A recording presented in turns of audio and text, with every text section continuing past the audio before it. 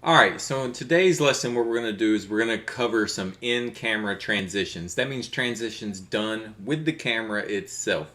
What we're not focusing on is the actual program itself and the transitions that are involved in the program, because you don't always need them. To kind of take your filming to the next level up, you need to think about planning your transitions ahead of time.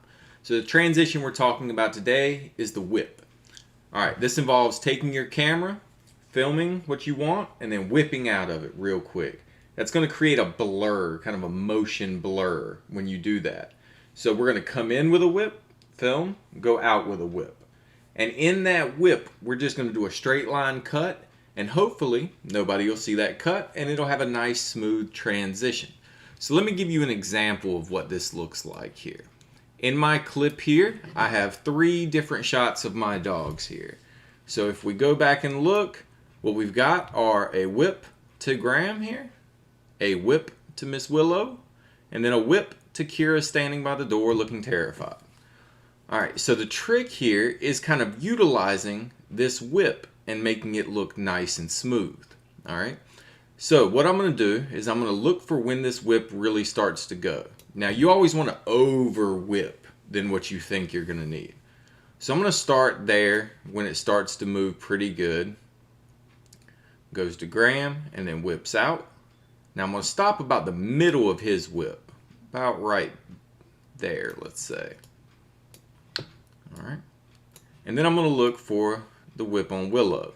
Now I'm going to get to about the midway point of her whip, right about there. And I'm going to link those two up. So what should happen here is a pretty seamless link to that whip. You kind of want to whip the same speed. And you know, this takes practice. You can even see Kira in this shot here. So I'm going to cut hers and then come back to Miss Kira's. I'm going to get about midway through her whip, right about there, and then go to her. So what we should see is whip, whip, and it just kind of moves in a nice seamless way. So how can we make this work in the wider context of things?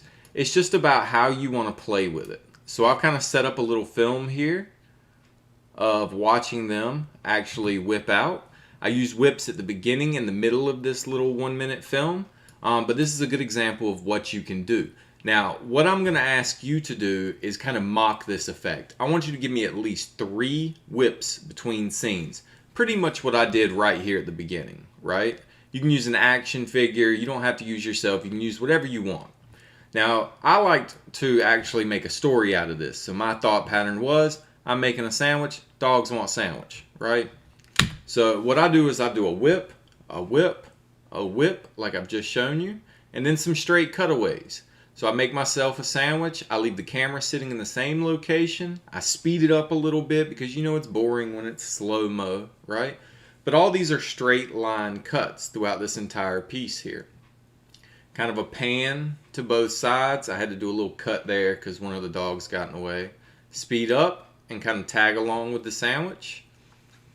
Take a little bite of the sandwich. Cut to the dogs coming in the house. And again, sped up just a little bit. Freak out, crap. And there they are. There's my first whip in. I'll whip off to the right here and then come back to me. Eat the rest of my sandwich. Say no. Whip off. Back to them. And they're buggering off. They don't care anymore. So this is just an example of what you can do with that whip.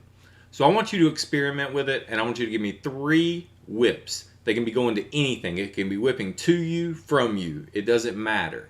So find something that you want to whip towards. You can use this on a plant in the house, on a lamp. I don't care what the subject matter is, but just whip to it, whip back.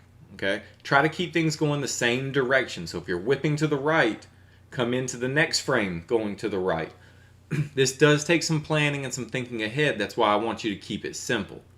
In this lesson today, I've attached 2 other YouTube videos to give you maybe a little bit more of an explanation. They're clearly professionals in a whole different level. So check their videos too if you're confused. Otherwise, create something today. I want you to create a simple 3-cut transition video. It should have 3 different whips in it, but you can make this as much as you want to. You saw I wanted to make a whole sandwich and everything. I was hungry. I was going to make a sandwich anyway. So it's up to you how you do this, but I need 3 examples that you can pull off that whip. All right? All right, good luck. I look forward to seeing what you've got out of this one.